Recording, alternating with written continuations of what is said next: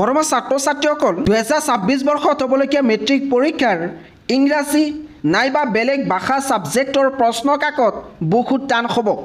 এই কথাটো ইতিমধ্যে আসাম ষ্টেট স্কুল এডুকেশ্যন বোৰ্ডে এখন নোটিছৰ জৰিয়তে প্ৰকাশ কৰিছে। আজি আলোচনা কৰিব বিচাৰিছোঁ 7 নম্বৰ পইণ্টৰ বিষয়ে। ইয়াতে কোৱা হৈছে in English and other language subjects it is not necessary that all the questions will be from the prescribed lessons or chapters only.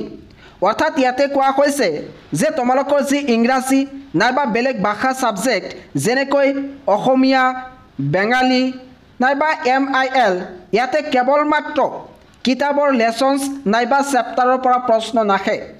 2026 বৰ্ষত হ'বলগীয়া মেট্ৰিক পৰীক্ষাত কেৱল মাত্ৰ কিতাপৰ পৰা প্ৰশ্ন নাহে ইয়াতে কিন্তু স্পষ্টকৈ কৈছে। এই ইংৰাজী নাইবা বেলেগ ভাষা ছাবজেক্টত আনচিন পেজেছ থাকিব পাৰে নাইবা গ্ৰামাৰ থাকিব পাৰে। ইয়াতে কিন্তু লাষ্টত কৈছে the questions will be based on the learning outcomes of the subjects. এজন ছাত্ৰই এখন ছাবজেক্ট পঢ়াৰ পিছত কি বুজি পাইছে তাৰ ওপৰত বেছ কৰি বিভিন্ন ধৰণৰ প্ৰশ্ন আহিব পাৰে।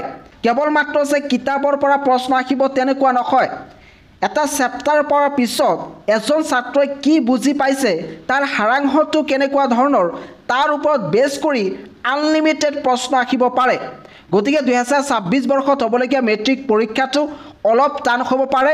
গতিকে তোমালোকে এতিয়াৰ পৰাই পঢ়া শুনা ষ্টাৰ্ট কৰি দিয়া। মেট্ৰিক আৰু হাই ছেকেণ্ডাৰী পৰীক্ষাৰ বিষয়ে প্ৰতিটো মুহূৰ্তৰ খবৰ পাবলৈ তোমালোকে একমাত্ৰ আসাম পিচ নিউজ 3 এই চেনেলটো ছাবস্ক্ৰাইব কৰি থৈ দিবা।